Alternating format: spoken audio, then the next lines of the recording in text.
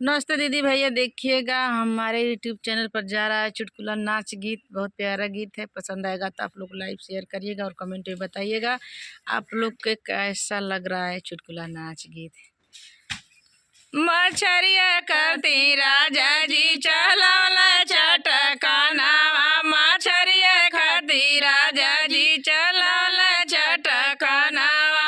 कवन उपाय करे राई का हम खानावा, कवन उपाय करी बनाई हम खानावा। मछरिया खाती राजा में चलौला चटकनावा, मछरिया खाती राजा जी चलौला चटकनावा।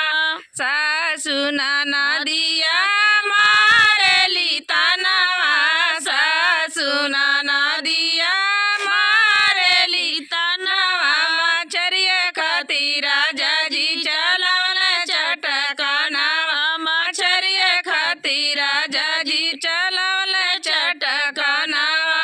कबो न कहे अपने दिलवा के बतिया, कबो न कहे अपने दिलवा के बतिया। ना जानी कवने सवतिया के मतिया, ना जानी कवने सवतिया के मतिया।